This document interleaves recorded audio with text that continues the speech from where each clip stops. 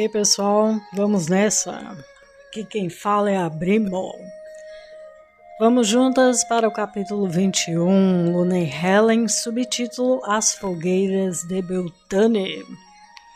Gente, eu resolvi fazer uma subdivisão nesse capítulo 21 em 3 partes, tá? Para que não fique longo demais e também para melhor entendimento, não é, do contexto do que aconteceu quando a primavera deste respectivo ano, não é, no vocabulário atual, digamos assim, do contexto no qual as coisas aconteceram, tá? Nós estamos na primavera, todos os anos, não é? A Senhora de Avalon sai da ilha, cujo significado, não é, na tradução para o português significa Ilha das Maçãs.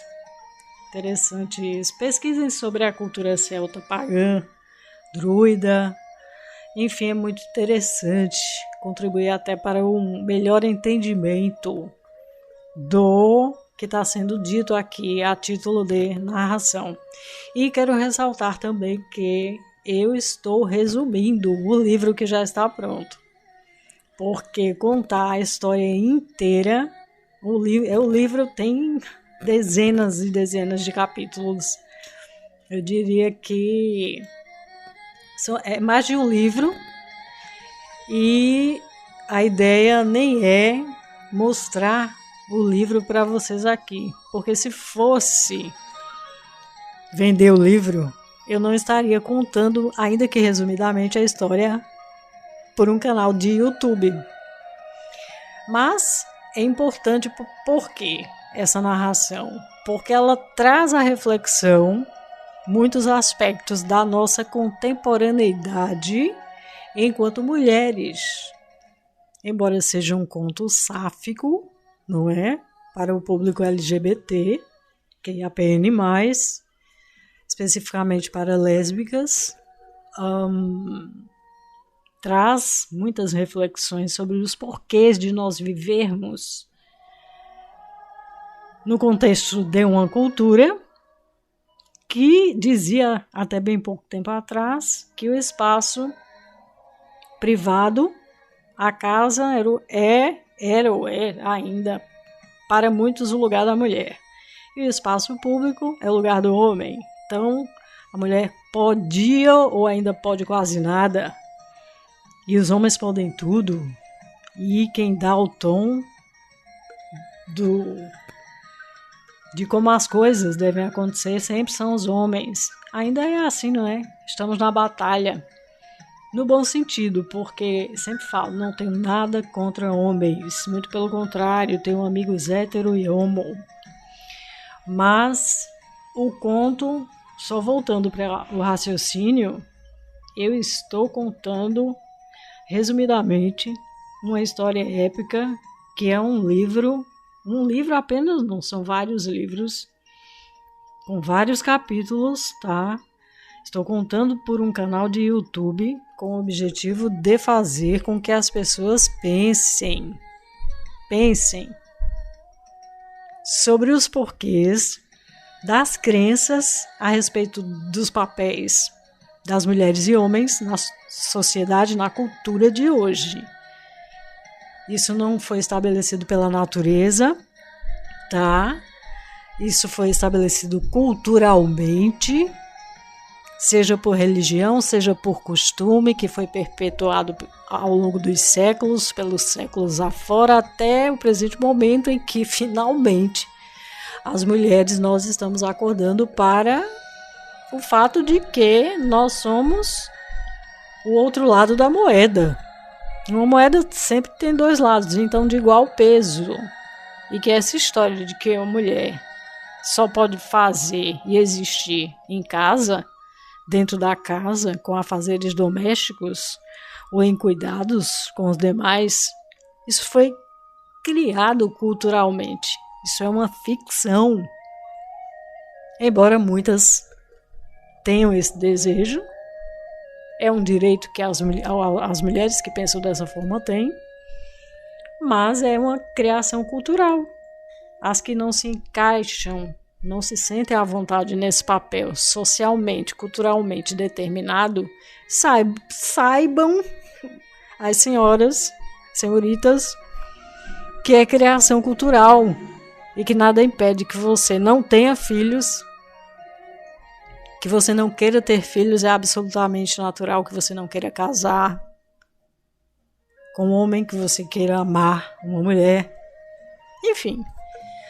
Vamos à parte 1 do capítulo 21, Luna e Helen, As Fogueiras de Beltane, tá? É o subtítulo.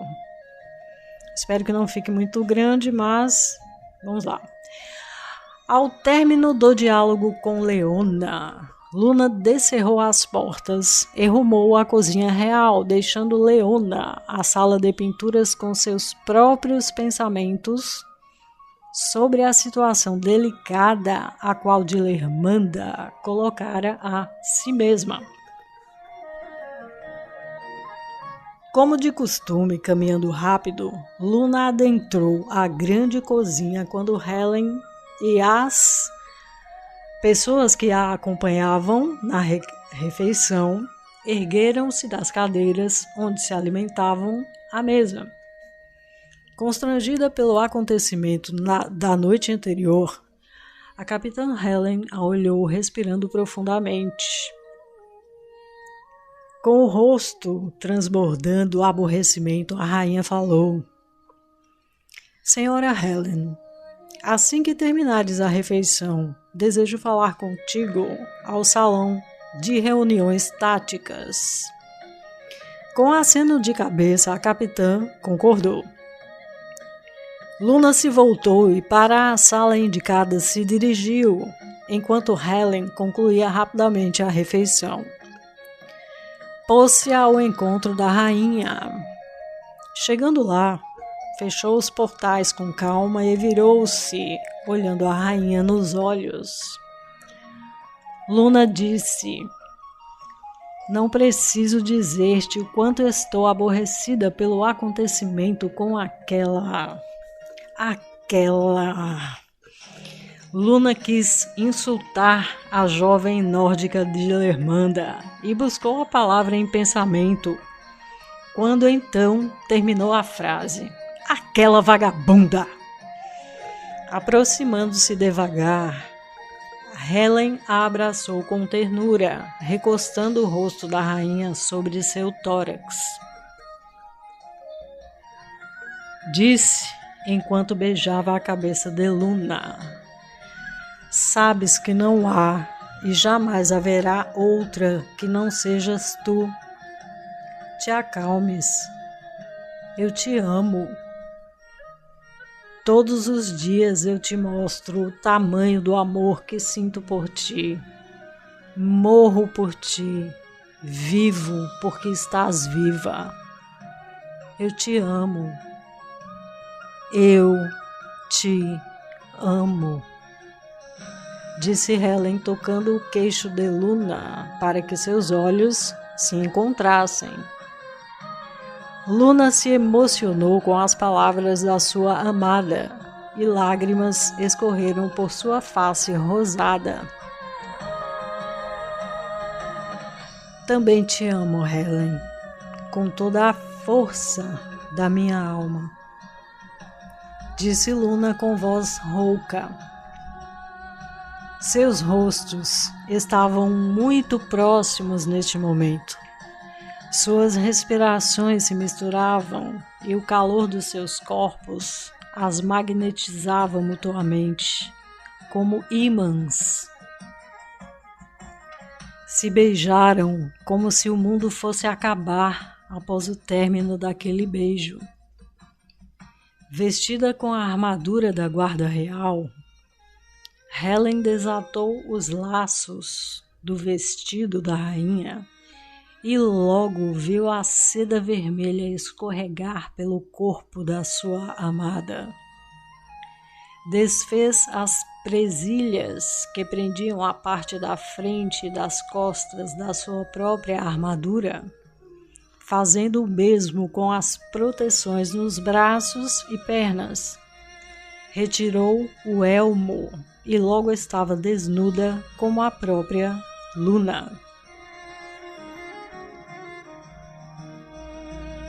Sentou-a sobre a mesa onde havia um mapa detalhado do Império Galês, com todos os reinos que o integravam, e, tendo deixado as pernas da rainha livres para serem arqueadas, Luna imediatamente as entrelaçou nas costas da capitã, puxando-a para si, tocando seus sexos já úmidos de prazer. Helen permaneceu de pé, beijando a boca, os seios de Luna, enquanto os lambia, mordiscava, causando gemidos de prazer que escapavam dos lábios da rainha, como um ritual secreto sendo entoado em voz baixa. Helen acariciava todo o corpo dela, enquanto beijava, mordiscava, prendia a carne dela entre seus lábios, o que deixaria Luna mais tarde com algumas equimoses, manchas roxas, pelo pescoço e entre as pernas. Entre as pernas da rainha, Helen permaneceu a beijar, lamber e beber os fluidos que dali emanavam, como se fosse uma fonte de água, a mais deliciosa água que ela poderia ter em sua vida.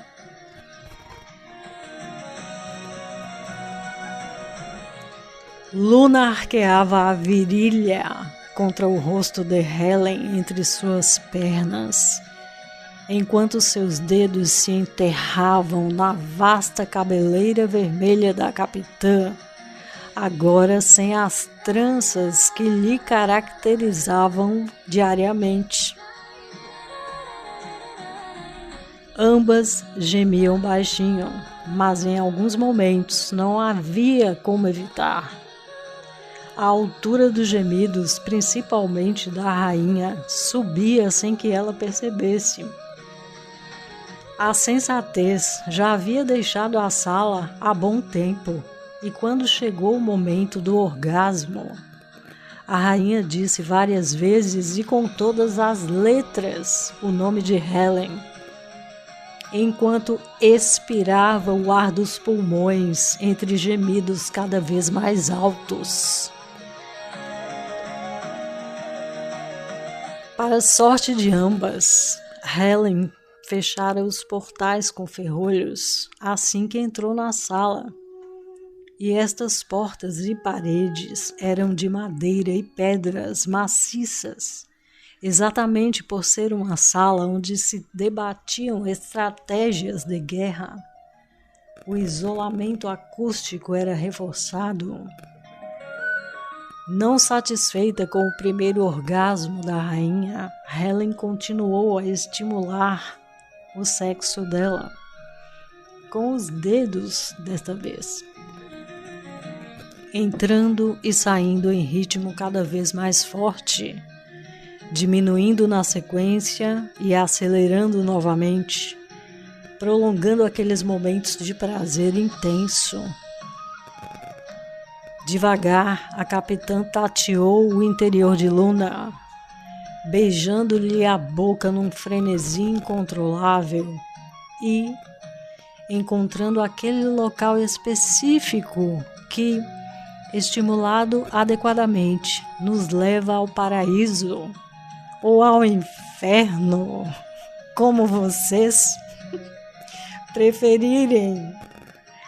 Ali permaneceu em ritmo ininterrupto, até que a rainha estremeceu nos braços da sua esposa pela segunda vez, e mais intensamente o nome de Helen foi pronunciado ainda em tom de voz mais alto e gemido como uma invocação pela graça das deusas. Helen fez a rainha sentar-se sobre a mesa, ainda trêmula. A abraçou terna, a beijou e a suspendeu nos braços, enquanto Luna cruzava pernas atrás da capitã, numa dança não ensaiada, mas cada uma sabia exatamente o movimento Cada uma sabia exatamente o movimento que devia fazer nessa dança. Havia um móvel acolchoado para pessoas sentarem, confortável, como toda a mobília de Brian, grande o suficiente para que Helen se deitasse e Luna sobre ela. Ficaram ali abraçadas até a hora da ceia do meio-dia. Cochilaram juntas.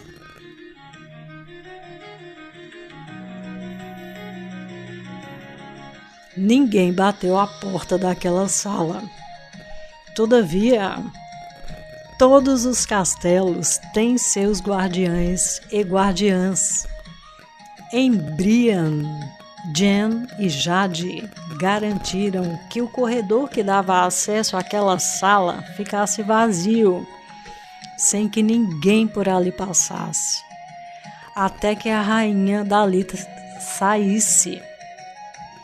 Ambas sabiam e tinham escutado alguns sons, sim. Por mais espessas as paredes e as portas de cedro, os sons emitidos pela rainha puderam ser ouvidos por Jen, enquanto esta passava pelo corredor em afazeres diários. Então chamou Jade e combinaram: vamos selar este corredor provisoriamente. Vamos pedir a General Caitlin que designe 4 militares, preferencialmente mulheres, para interditar aquele corredor até que a rainha e a capitã saíssem da sala em questão. Bem, queridas, essa foi a parte 1. A parte 2 sobe em breve. Obrigada por sua atenção. Brimo.